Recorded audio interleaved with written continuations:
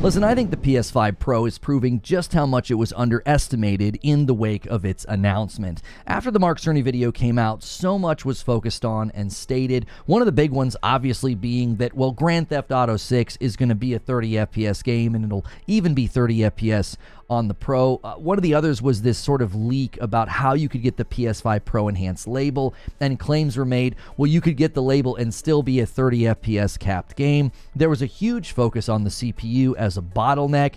There was a massive fixation on the price and comparisons to PC and picking parts and buying pre-builts. I really said at the time, listen, everybody's getting ahead of themselves. Let this thing come out. Let these breakdowns happen. Let the tech guys get their hands on it and figure out how this thing is working. And now that that's happening, it is clear that the PS5 Pro was underestimated. And I want to look at all this with you because I really think it proves it. I think the power proves it. I think the games prove it. Even the developers are proving it. And yes, I also think the sales are proving that this thing was underestimated. And it wasn't just underestimated by skeptics and cynics and haters. There were tech outlets, even right now, they're showing signs of surprise. Like, this thing is exceeding their expectations. It's doing things that they did not expect to see. So let's take a look at it. Every day I upload a video, I give you my thoughts. We go to a live, you can give me your thoughts. Hit that like and subscribe if you like this kind of content.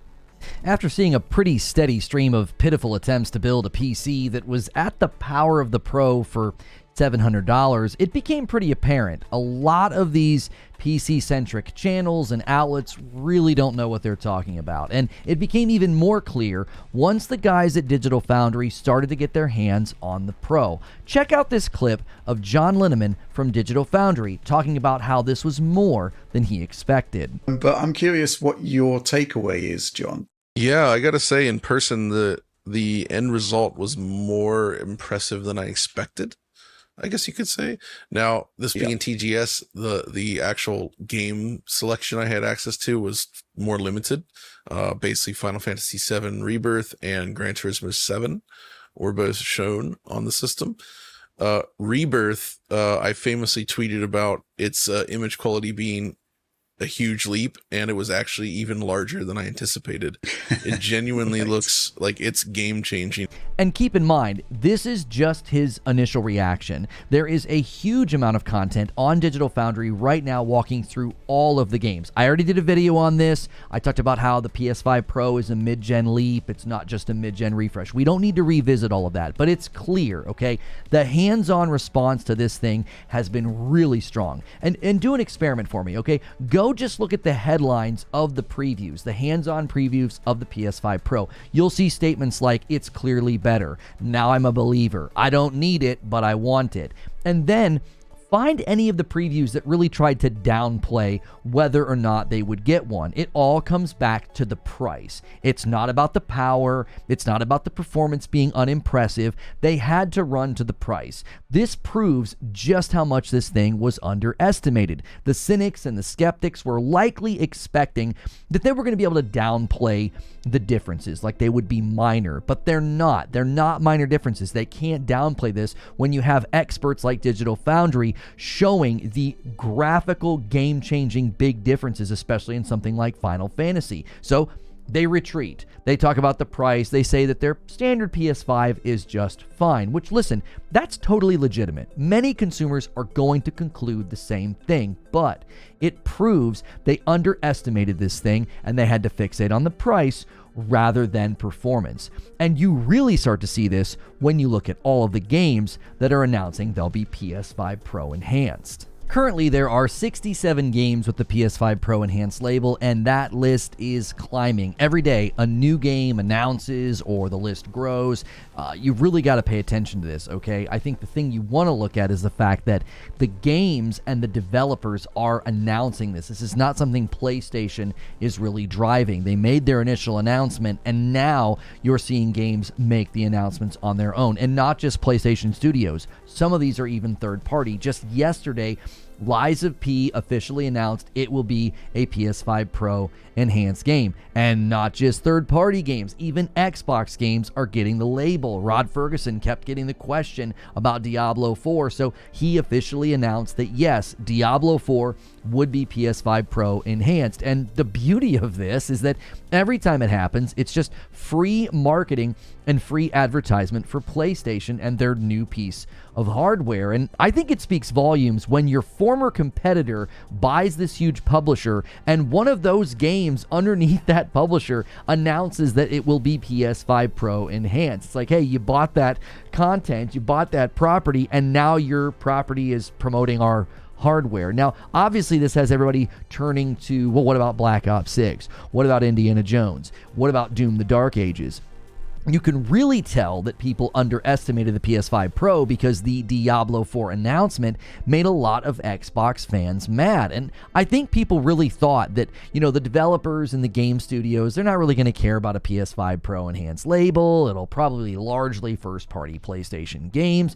Everybody fixated on how PlayStation was using old games or existing games to show off the differences, but then 60 plus games have lined up to snag the label, and that list will likely continue to grow. And it's unsurprising that none of these games are 30 FPS capped games, so we'll probably have to wait a little bit longer for that prediction to come true, but I won't hold my breath. And not only did the games prove this, developers are proving it as well. If there was one aspect of the PS5 Pro that was clearly underestimated, it was how much it would appeal to developers. Everybody thinks that ray tracing is just a gimmick that eats up resources and tanks performance.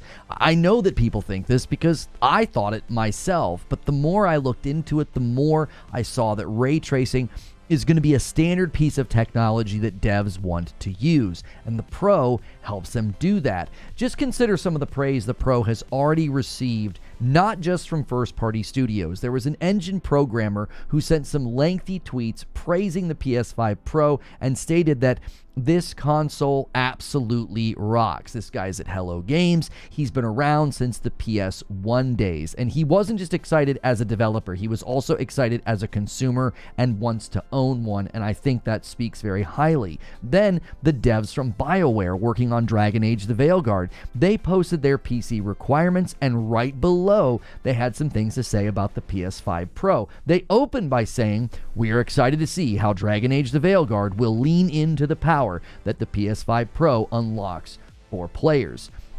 You see that? The dev wants to do more. They're excited about that. They made their 30 FPS fidelity mode better. The 60 F performance mode is going to get ray tracing, and this is something that I think you can see. They're not just excited about doing more, they're excited about the tech itself. They said this: "The team at BioWare is proud of how immersed players will be when they enter the beautiful world of Thetis with upgraded image quality thanks to Sony's new AI-based upscaler PSSR." See, this is what happens when you listen to developers. This is what happens when you give them the ability to do more. It would be easy to dismiss the first-party PlayStation studios when they were excited about the Pro, right? You'd be like, well, of course. Yeah, of course they're excited. They've got to be cheerleaders for Sony's new tech. That's their parent company. But when third-party devs like Hello Games and BioWare are singing your tech's praises, I think this just furthers the point that a lot of people underestimated the Pro. And yes, even the sales of the device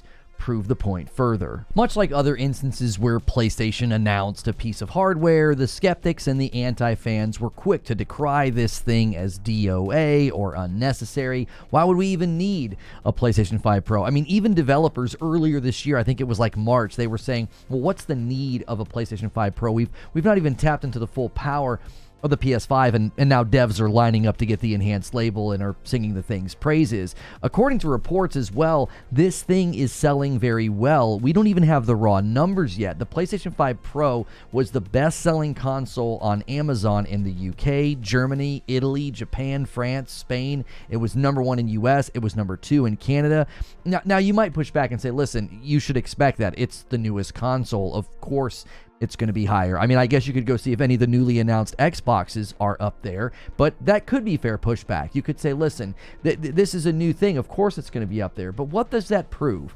it shows that this thing is in demand. It shows that consumers are buying it in numbers that's making it chart on a retailer. And many people, I think, really focus on the fact that, well, it didn't sell out. That must mean it's not in demand. But that's not an indicator of anything. Well, why is that? Well, we don't know how many they made. We don't know how quickly they can respond to demand with production, since pre-orders went live more than a month before the release. So just like I said with the tech breakdowns, folks are getting ahead of themselves. We should wait for the sales reports, wait for the impact, right, of more and more games saying, hey, we're PS5 Pro enhanced too. We saw similar claims about the PlayStation Portal, right? It was decried as not needed, it was DOA, and then PlayStation has reported that it exceeded their expectations every single time, with demand being higher than what they thought. So no matter how you shake it, this is another instance of folks decrying something before it hits the market and underestimating it. Now, I'll be honest, it's hard to blame consumers for being a little skeptical about technological claims, especially in the gaming world. You know, we've all been there. The game looks crazy. It promises to blow your mind, and then it launches with bugs, problems, or noticeable graphical downgrades. And even outside of games, you know, that remote control car on Christmas morning, it never quite went as fast as they promised. It didn't quite do as great in the grass or going up hills, or really any product, really. We've almost become conditioned to presume that marketing is a lie, because oftentimes it is a lie. But the proof, as they say, is in the pudding. And even without being released into the wild, like nobody can buy a PS5 Pro right now or have it in their homes, and even without having first-party games built from the ground up for the Pro, the PS5 Pro is proving that it was severely underestimated, which I suppose is a feather in Sony's cap. They didn't have to boast or brag or convince anyone. They announced it, they told us about the new tech, they highlighted some differences, and then they let the tech outlets get their hands on it, which at some level speaks louder than their own marketing ever could. And something to consider, given how quick so many games are grabbing that PS5 Pro Enhanced label. What if not having the label becomes an outlier? What if it's the minority? What if the majority of titles on PlayStation 5 have that Pro Enhanced label? That would certainly drive home what I've been trying to say.